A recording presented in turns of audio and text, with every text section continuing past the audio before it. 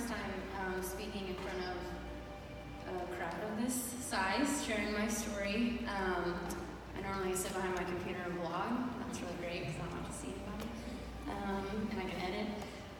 I'm really thankful to be a part of this event tonight, just listening to the other stories and hearing the things that God is doing in people's lives through their struggles is, I don't even know if beautiful is really the right word. When you meet new people, there's some sort of common conversation that happens. Hey, I'm so-and-so, get to know you, and one of the next questions is, how many kids do you have? So this is a question that still really stirs an ache in my heart. I'm not even through the first paragraph. I try to avoid situations where that happens. I actually just got a new job, which is like literally the worst situation to be in for that, because everybody, I work at a school, there's like thousands of people, I feel like, that ask that question, and it's hard, because 5 years ago, when I was 21 years old, my husband and I lost our first baby, a son we named Sawyer Joshua.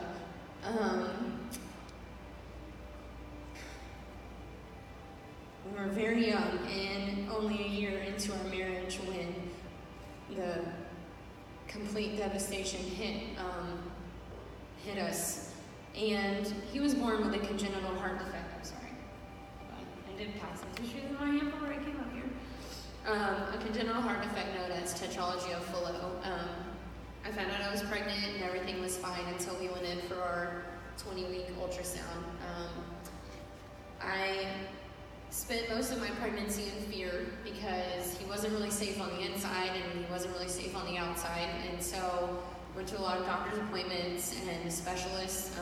At one point they sent us to Cincinnati with no clear vision of when we would come home. I remember riding with my mom and dad and looking at apartments because I just didn't know what the future held.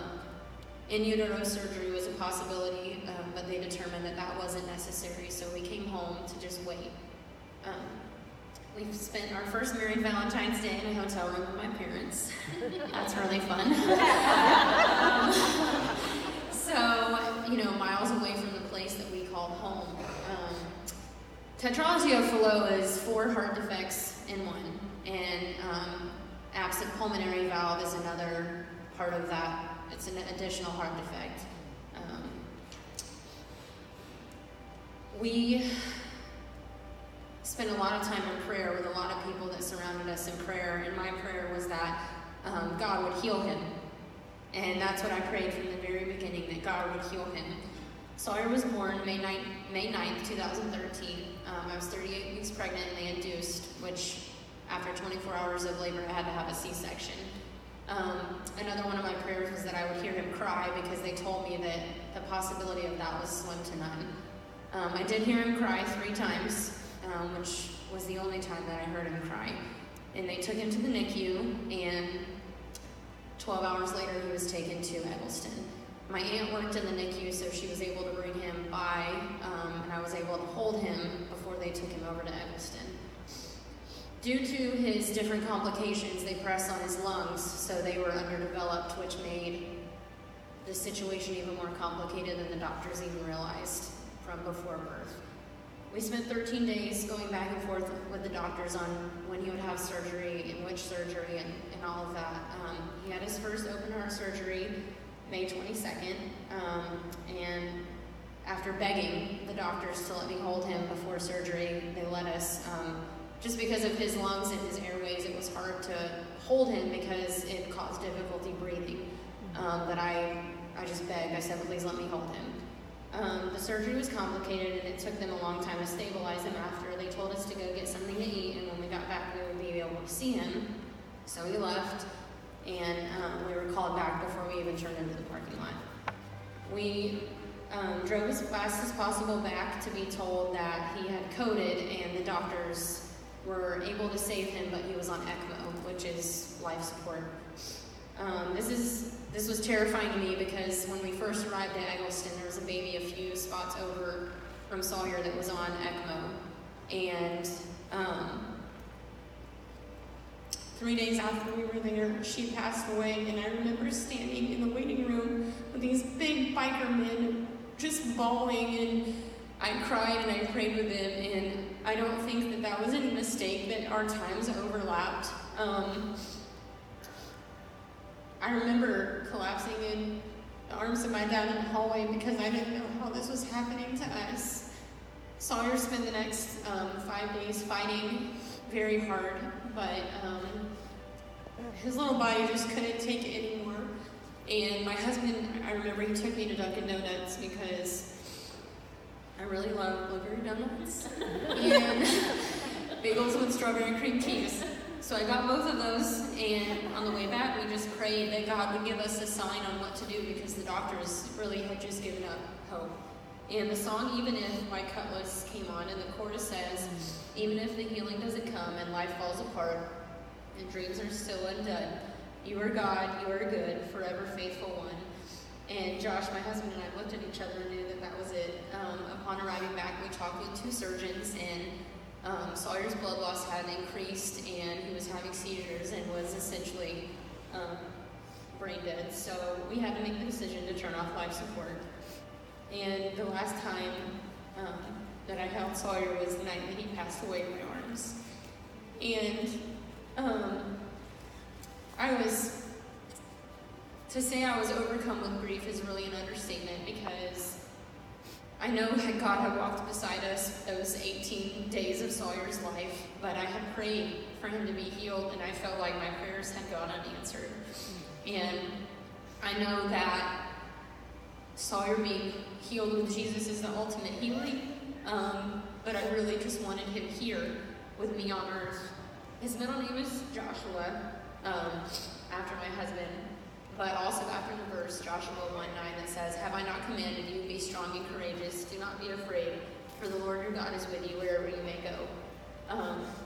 As I cried out to God in my grief, with my arms heavy from the pain of wanting to hold a baby, he constantly reminded me of this verse.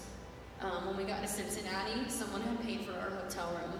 My grandparents paid for our hotel after Sawyer was born so we could be close by. Others brought us food and gas cards. We checked out early from our second hotel after Sawyer passed away, and they actually waived the rest of our stay. Our church held a car wash to help offset medical costs, and a family member helped pay for his funeral and burial.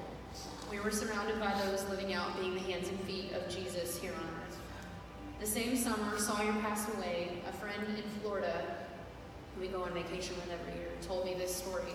She was teaching Sunday school, and a girl shared that her aunt and uncle had a very sick baby. The uncle was struggling with his faith and why God would allow this to happen. He then stumbled across a blog of another couple who had lost their baby to something similar. Their faith had inspired him that God had a plan, even if their baby's life was short, and that man gave his life to Christ. And the blog he found was mine. And to say I was in awe of God orchestrating all of that it's just unbelievable. And losing Sawyer has really been the most difficult thing. But to know that his short life drew even one person into the kingdom of God is worth it to me. And I don't know, just to be miles apart from somebody and for all of that to come into play is amazing. My heart forever has a hole from missing Sawyer, and I do feel the sting every time I have to say, I have 4 kids, 3 on earth and 1 in heaven. But if anything, God has taught me that sometimes the smallest things can have the biggest impact. I'm always willing to share my story because of how God is moving. My 3 other children all know that their big brother lives in heaven. They are a part of the things that we do to keep his memory alive. Every May, we donate to CHOA, to their child life specialist. We do art supplies. We do random acts of kindness at Christmas around his memory. And through losing Sawyer, God has changed my heart, not only as a mother, but also as a wife. My prayer is that God continues to use Sawyer, his story, in our lives to continue to bring people into his kingdom. Sawyer's life was short, but God is using it in big ways, in bigger ways than I could even imagine. Praising God in the good times has been easy, but the times of tragedy is where my faith has really been tested.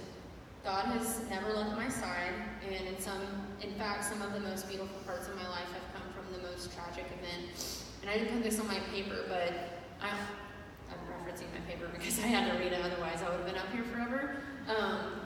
I feel like our life is a tapestry, and God can see the finished, and we just see these strings hanging down, and we can't make sense of it all. But the day that I get to heaven and all of us get to heaven and God can show us that beautiful tapestry is just going to be amazing. And these are my 3 beautiful children here on earth. Rory is in the middle, Rhett is on the outside, and then our newest addition is Tyler. And my name is Ashlyn, and this is my beautiful story.